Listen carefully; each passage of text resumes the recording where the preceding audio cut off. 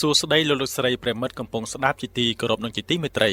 ជាបន្តទៅទៀតនេះខ្ញុំបាទសាវ៉េតនិងអ្នកនាងភក្ត្រាសូមជម្រាបជូនព្រឹត្តិការណ៍ព័ត៌មានជាតិនិងអន្តរជាតិរបស់ស្ថានីយ៍វិទ្យុជាតិ FM 90.5 MHz រួមនឹងវិទ្យុបណ្ដាញខេត្តបៃលិនចាស់ជាដំបូងនេះសូមជម្រាបជូននូវមេត្តាព័ត៌មានសម្ដេចបវរធិបតីហ៊ុនម៉ាណែតសន្តិភាពជាអធិពលជាវិជ្ជមានទៅលើជីវភាពរស់នៅប្រចាំថ្ងៃបើគ្មានសន្តិភាពទេយើងក៏មិនទៅបង្កប់បង្កើនផលនិងទទួលបានសន្តិសុខស្បៀងនិងអាហារូបត្ថម្ភដែរផ្លូវក្រវ៉ាត់ព្រំដែនកម្ពុជាឡាវព្រមប្រទល់ព្រះវិហារស្ទឹងត្រែងជួសជុលរួចរាល់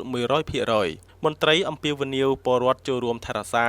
ដើម្បីប្រយោជន៍បានយូរអង្វែងគណៈកម្មាធិការជាតិសុវត្ថិភាពចរាចរណ៍ផ្លូវគោកចេញសេចក្តីអំពាវនាវពីការបង្ការទប់ស្កាត់គ្រោះថ្នាក់ចរាចរណ៍ក្នុងឱកាសព្រះរាជពិធីបុណ្យអុំទូកតៃវ៉ាន់ថាអាមេរិកកំពុងខំប្រឹងពន្លឿនការប្រគល់យន្តហោះចម្បាំង F-16 នាយករដ្ឋមន្ត្រីរុស្ស៊ីទៅបំពេញទស្សនកិច្ច2ថ្ងៃនៅចិនហើយនឹងជួបប្រធានាធិបតីស៊ីជីនពីងតទៅនេះសូមជម្រាបជូននូវព័ត៌មានពិស្ដាសម្ដេចបវរធិបតីហ៊ុនម៉ាណែតសន្តិភាពជាអធិពលជាវិជ្ជមានទៅលើជីវភាពរស់នៅប្រចាំថ្ងៃបើគ្មានសន្តិភាពទេយើងក៏មិនទៅបង្កប់បង្កើនផលនិងទទួលបានសន្តិសុខស្បៀងនិងអាហារូបត្ថម្ភដែរតាមរយៈសារលិខិតអបអរសាទរទិវាជាតិអាហារូបត្ថម្ភលើកទី12 6វិច្ឆិកា2014 6វិច្ឆិកា2025ដែលធ្វើឡើងក្រោមប្រធានបទអាហារូបត្ថម្ភដើម្បីសន្តិភាពដើម្បីអាហារូបត្ថម្ភសម្ដេចមហាបវរធិបតីហ៊ុនម៉ាណែតនាយករដ្ឋមន្ត្រីនៃកម្ពុជាបានគូសបញ្ជាក់ថាសន្តិភាពជាអធិពលជាវិជ្ជមានទៅលើជីវភាពរស់នៅប្រចាំថ្ងៃរបស់ប្រជាពលរដ្ឋបើគ្មានសន្តិភាពទេប្រជាពលរដ្ឋក៏មិនអាចមានលទ្ធភាពទៅបង្កបង្កើនផលនិងប្រកបការងារចិញ្ចឹមជីវិតដើម្បីទទួលបានសន្តិសុខស្បៀងនិងអាហារូបត្ថម្ភដែរសម្ដេចបវរធិបតីហ៊ុនម៉ាណែតមានប្រសាសន៍ថាអាហារូបត្ថម្ភដើម្បីសន្តិភាពដើម្បីអាហារូបត្ថម្ភមានទំនាក់ទំនងគ្នាយ៉ាងស៊ីជម្រៅ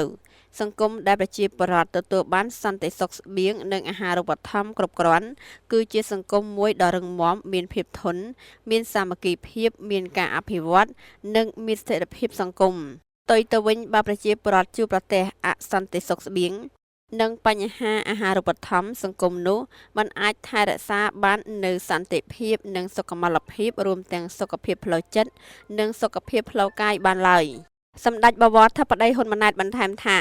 សន្តិភាពបានជាអធិពលវិជ្ជមានទៅលើជីវភាពរស់នៅប្រចាំថ្ងៃរបស់ប្រជាពលរដ្ឋដោយបង្កលក្ខណៈងាយស្រួលឲ្យប្រជាពលរដ្ឋយើងមានលទ្ធភាពគ្រប់គ្រាន់បរិភោគអាហារជាមួយក្រុមគ្រួសារប្រកបដោយផាសុកភាពនិងសុវត្ថិភាពបើគ្មានសន្តិភាពទេយើងក៏មិនអាចមានលទ្ធភាពទៅបង្កប់បង្កើនផលនិងប្រកបការងារចិញ្ចឹមជីវិតដើម្បីទទួលបានសន្តិសុខស្បៀងនិងអាហារូបត្ថម្ភដែរសម្ដេចបវរធិបតីបន្តថារាជរដ្ឋាភិបាលនីតិកាលទី7នៃរដ្ឋសភាបានដាក់ចេញនូវយុទ្ធសាស្ត្របញ្ញកោណដំណាក់កាលទី1ដើម្បីកំណើនការងារសមត្ថភាពប្រសិទ្ធភាពនិងចីរភាពកសាងមូលដ្ឋានគ្រឹះឆ្ពោះទៅសម្រាប់ចក្ខុវិស័យកម្ពុជាឆ្នាំ2050សម្ដៅបន្តពង្រឹងទូនាទីនិងការអភិវឌ្ឍវិស័យកសិកម្មឲ្យទំនើបសម្បូរបែបនិងមានភាពធន់ដែលគាំទ្រដល់ការអភិវឌ្ឍធានាសន្តិសុខស្បៀងនិងអាហារូបត្ថម្ភនិងសុវត្ថិភាពស្បៀងដើម្បីលើកកម្ពស់គុណភាពជីវភាពរស់នៅរបស់ប្រជាជនរាជរដ្ឋាភិបាលបានដាក់ចេញនូវគោលនយោបាយនិងយុទ្ធសាស្ត្រនានាក្នុងការលើកស្ទួយសុខុមាលភាពរបស់ប្រជាជនដែលជាកាតាលីកក្នុងការជំរុញឲ្យមានកំណើនសេដ្ឋកិច្ចវឌ្ឍនភាពនិងវិបុលភាពសង្គមទន្ទឹមគ្នានេះសម្ដេចបវរធិបតីបានអំពាវនាវដល់គ្រប់ក្រសួងស្ថាប័នពាក់ព័ន្ធរដ្ឋបាលថ្នាក់ក្រោមជាតិដៃគូអភិវឌ្ឍអង្គការសង្គមស៊ីវិលវិស័យឯកជននិងប្រជាពលរដ្ឋគ្រប់រូបសូមបន្តការយកចិត្តទុកដាក់អនុវត្តភារកិច្ចរបស់ខ្លួនដើម្បីរួមគ្នាថែរក្សាសន្តិភាពដែលរកបានដោយពិបាកនិងលុបបំបាត់បញ្ហាអាហារូបត្ថម្ភគ្រប់ទម្រង់សម្ដៅរួមចំណែកអភិវឌ្ឍមូលធនមនុស្សសង្គមបង្កើនប្រសិទ្ធភាពការងារនិងជំរុញកំណើនសេដ្ឋកិច្ចជាតិឈានឆ្ពោះទៅសម្រេចបានគោលដៅអភិវឌ្ឍប្រកបដោយចីរភាពកម្ពុជាឆ្នាំ2030និងចក្ខុវិស័យកម្ពុជាឆ្នាំ2050ផ្លូវក្រវ៉ាត់ព្រំដែនកម្ពុជាឡាវព្រមប្រទល់ព្រះវិហារស្ទឹងត្រែងជួសជុលរួចរាល់ 100% មន្ត្រីអំពាវនាវពលរដ្ឋចូលរួមថែរក្សាដើម្បីប្រយោជន៍បានយូរអង្វែង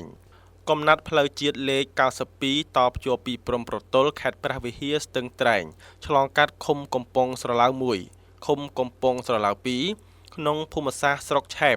ខេត្តព្រះវិហារជាប់ព្រំដែនឡាវទៅកាន់តំបន់បន្ទាយស្រមោចក្នុងឃុំទឹកក្រហមស្រុកជួមសានត្រូវបានក្រុមការងារជួសជុលថែទាំផ្លូវថ្នល់នៃមន្ទីរសាធារណការនិងដឹកជញ្ជូនខេត្តព្រះវិហារធ្វើការជួសជុលរួចរាល់ 100% ដើម្បីសម្រួលដល់ការធ្វើដំណើររបស់ប្រជាពលរដ្ឋក៏ដូចជាភ្ញៀវទេសចរជាតិអន្តរជាតិដែលមានបំណងទៅលេងកម្សាន្តរមណីយដ្ឋានទឹកធ្លាក់ព្រះនិមិត្តនិងព្រំដែនឡាវលោកសំលៀងទ្រីប្រធានមន្ទីរសាធារណការនិងដឹកជញ្ជូនខេត្តព្រះវិហារបានឲ្យដឹងថានៅព្រឹកថ្ងៃទី3ខែវិច្ឆិកាឆ្នាំ2025នេះបន្ទាប់ពីអាកាសធាតុអំណោយផលគ្មានភ្លៀងអស់រយៈពេល7ថ្ងៃកន្លងមកនេះក្រុមការងារថែទាំផ្លូវថ្នល់នៃមន្ទីរសាធារណការនិងដឹកជញ្ជូនខេត្តព្រះវិហារបានធ្វើសកម្មភាពបញ្ចប់ទាំងស្រុង 100% នៅការជួសជុលនិងកែលម្អកំណាត់ផ្លូវលេខ92ដែលមានប្រវែង 92.2 គីឡូម៉ែត្រដែលជាផ្លូវក្រវ៉ាត់ព្រំដែនយ៉ាងសំខាន់តភ្ជាប់ពីព្រំប្រទល់ខេត្តព្រះវិហារស្ទឹងត្រែងទៅតំបន់បន្ទាយស្រមោចក្នុងស្រុកជួមសានប្រធានមន្ទីរបានបញ្ជាក់ថាកំណាត់ផ្លូវជាតិលេខ92នេះបានទទួលរងការខូចខាតយ៉ាងធ្ងន់ធ្ងរដោយសារចំនួនទឹកភ្លៀងកន្លងទៅដែលជាមូលហេតុធ្វើឲ្យប្រជាពលរដ្ឋពិបាកក្នុងការធ្វើដំណើរឆ្លងកាត់ជាពិសេសនៅតាមចំណុចមួយចំនួនដូច្នេះក្រោយភ្លៀងចាប់ផ្ដើមរាំងភ្លាមក្រុមការងារក៏បានសម្រុកធ្វើការជួសជុលថែទាំផ្លូវនេះដោយថែមល្បាយដីគៀសម្រួលស្រោចទឹកកាន់បង្ហាប់ក្នុងគោលបំណងធានាសុវត្ថិភាពសម្រាប់ការធ្វើចរាចរណ៍របស់ប្រជាពលរដ្ឋឡើងវិញលោកសំលៀងទ្រីបានថ្លែងថាក្រុមការណែនាំពីអាយដាមពេងពូនីរដ្ឋមន្ត្រីក្រសួងសាធារណការនិងដឹកជញ្ជូនលោកគឹមរិទ្ធីអភិបាលខេត្តព្រះវិហារក៏ដូចជានាយឧត្តមសេនីយ៍ម៉ៅសុផាន់ប្រធានក្រុមការងាររាជរដ្ឋាភិបាលចុះមូលដ្ឋានខេត្តព្រះវិហារមន្ទីរបានយកចិត្តទុកដាក់ធ្វើការជួសជុលថែទាំផ្លូវដែលគ្រប់គ្រងដោយមន្ទីរដើម្បីសម្រួលដល់ការធ្វើដំណើរនិងដឹកជញ្ជូនរបស់ប្រជាពលរដ្ឋមានភាពងាយស្រួលលោកក៏បានថ្លែងអំពាវនាវយ៉ាងទទូចដល់ប្រជាពលរដ្ឋនិងអ្នកប្រើប្រាស់ផ្លូវទាំងអស់សូមមេត្តាចូលរួមថែរក្សាទាំងអស់គ្នាប្រយោជន៍ឲ្យការប្រើប្រាស់បានគង់វង្សយូរអង្វែងដោយពុំចាក់ដីខ្ពស់ជាងផ្លូវសម្រាប់ផលប្រយោជន៍ផ្ទាល់ខ្លួនកុំចាក់ដីលុបលូឬលុបប្រឡាយបង្ហូរទឹកដែលជាហេតុបង្កឲ្យមានការស្ទះនិងជន់លិចធ្វើឲ្យផ្លូវឆាប់ខូចខាតឡើងវិញសូមកុំដឹកជញ្ជូនទំនិញលើសទម្ងន់កម្រិតកំណត់ដើម្បីរក្សាគុណភាពនិងអាយុជីវិតរបស់ផ្លូវជាតិពិសេសចូលរួមគោរពច្បាប់ស្តីពីចរាចរណ៍ផ្លូវគោកទាំងអស់គ្នាគណៈកម្មាធិការជាតិសុវត្ថិភាពចរាចរណ៍ផ្លូវគោកចេញសេចក្តីអំពាវនាវពីការបង្ការទប់ស្កាត់គ្រោះថ្នាក់ចរាចរណ៍ក្នុងឱកាសព្រះរាជពិធីបុណ្យអុំទូក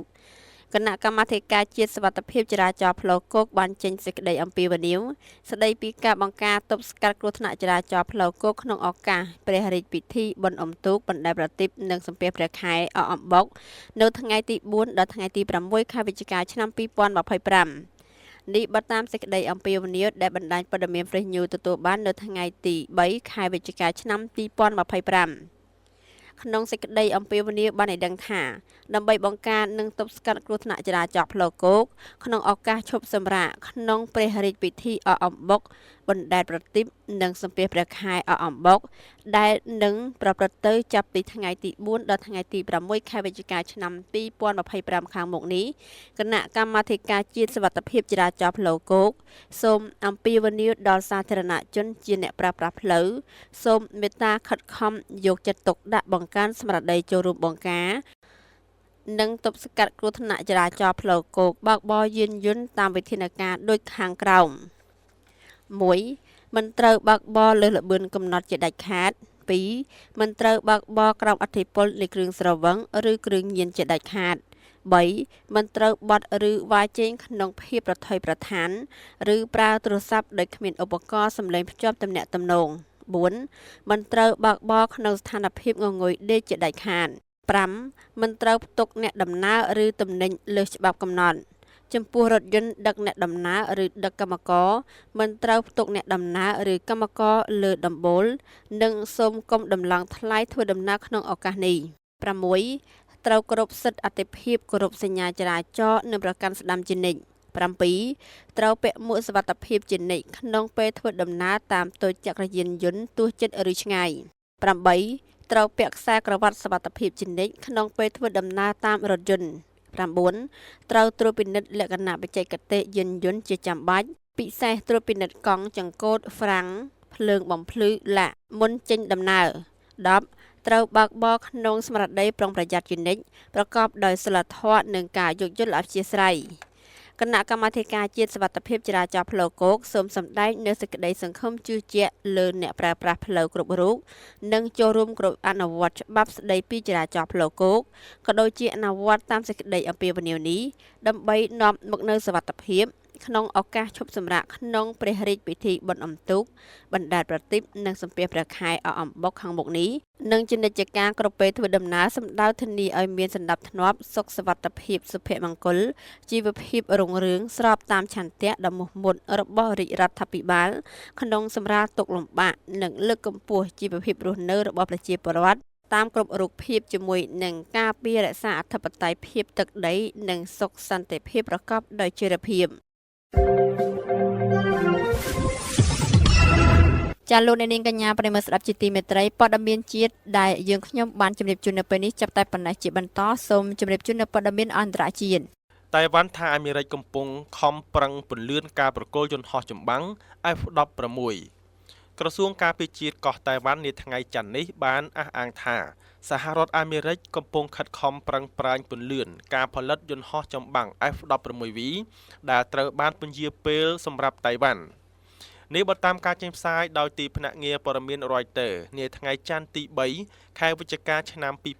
2025 តៃវ៉ាន់ដែលកំពុងរងសម្ពាធយោធាកាន់តែខ្លាំងពីចិនបានត្អូញត្អែចំពោះការពន្យាពេលម្ដងហើយម្ដងទៀតនៃការប្រគល់អាវុធបញ្ជាទិញពីសហរដ្ឋអាមេរិកដែលជាខែលបង្អែកអន្តរជាតិនិងជាអ្នកផ្គត់ផ្គង់សភាវុធដ៏សំខាន់បំផុតរបស់ដែនកោះនេះក្នុងរបាយការណ៍សម្រាប់សភាតៃវ៉ាន់ក្រសួងការពារជាតិបាននិយាយថាខាងអាមេរិកកំពុងពន្លឿនការងារផលិតយន្តហោះ F-16V ដែលទីក្រុងតៃប៉េបានបញ្ជាទិញបើតាមរដ្ឋមន្ត្រីការពារជាតិតៃវ៉ាន់យន្តហោះ F-16V 50គ្រឿងគឺត្រូវបានដាក់ឲ្យស្ថិតក្នុងខ្សែច្រវាក់ផលិតកម្មហើយដោយក្នុងនោះ10គ្រឿងត្រូវបានរំពឹងថានឹងឆ្លងកាត់ការធ្វើតេស្តហោះហើរក្នុងឆ្នាំនេះហើយប្រគល់មកឲ្យតៃវ៉ាន់នៅឆ្នាំ2026ដំបូងឡើយយន្តហោះ F-16V សរុបទាំង66គ្រឿងត្រូវបានរំពឹងថានឹងប្រគល់ឲ្យតៃវ៉ាន់ទាំងអស់នៅត្រឹមចុងឆ្នាំក្រោយនាយករដ្ឋមន្ត្រីរុស្ស៊ីទៅបំពេញទស្សនកិច្ច2ថ្ងៃនៅចិនហើយនឹងជួបប្រធានាធិបតីស៊ីជីនពីងនាថ្ងៃច័ន្ទនេះនាយករដ្ឋមន្ត្រីនៃប្រទេសរុស្ស៊ីលោក Mikhail Mishustin បានចេញដំណើរដើម្បីទៅធ្វើទស្សនកិច្ចរយៈពេល2ថ្ងៃនៅប្រទេសចិនហើយជួបនាយករដ្ឋមន្ត្រីចិននិងប្រធានាធិបតីចិនក្នុងកិច្ចពិភាក្សាដែលត្រូវបានរំពឹងថានឹងផ្ដោតសំខាន់លើកិច្ចសហប្រតិបត្តិការសេដ្ឋកិច្ចនិងបច្ចេកវិទ្យារវាងប្រទេសទាំងពីរដើម្បីទប់ទល់សម្ពាធពីក្រុមលោកខាងលិចនេះបើតាមការចេញផ្សាយដោយទីភ្នាក់ងារសារព័ត៌មាន Reuters នាថ្ងៃច័ន្ទទី3ខែវិច្ឆិកាឆ្នាំ2025អំឡុងទស្សនកិច្ចខាងលើលោក Mikhail នឹងត្រូវចូលរួមកិច្ចប្រជុំទូទៅនៃប្រមុខរដ្ឋាភិបាលរុស្ស៊ីចិនជាមួយនាយករដ្ឋមន្ត្រីចិនលោកលីឈៀងនៅឯទីក្រុងហាងស៊ូក្នុងថ្ងៃច័ន្ទនេះហើយបន្ទាប់មកលោកនឹងធ្វើដំណើរទៅទីក្រុងប៉េកាំងនៅថ្ងៃអង្គារដើម្បីបើកកិច្ចពិភាក្សាជាមួយប្រធានាធិបតីចិនលោកស៊ីជីនពីងកិច្ចប្រជុំប្រមុខរដ្ឋាភិបាលរុស្ស៊ីចិនលើកចុងក្រោយបានប្រព្រឹត្តទៅនៅទីក្រុងមូស្គូកាលពីខែសីហាឆ្នាំ2024ដែលអំឡុងពេលនោះលោកលីបានសាទរទំនាក់ទំនងទ្វេភាគីកាលពីថ្ងៃសុក្រសប្តាហ៍មុនវិមានក្រមឡាំងបាននិយាយថារុស្ស៊ីផ្ដល់សារៈសំខាន់ជាខ្លាំងចំពោះទស្សនកិច្ចរបស់លោក Mikhail មកកាន់ប្រទេសចិនប៉ុន្តែបានបដិសេធបង្ហាប់ឲ្យដឹងថាតើប្រធានាធិបតីរុស្ស៊ីលោក Vladimir Putin នឹងមានសារអ្វីផ្ញើទៅកាន់លោក Xi Jinping តាមរយៈលោកនាយករដ្ឋមន្ត្រីរុស្ស៊ីដែរឬអត់ឡើយ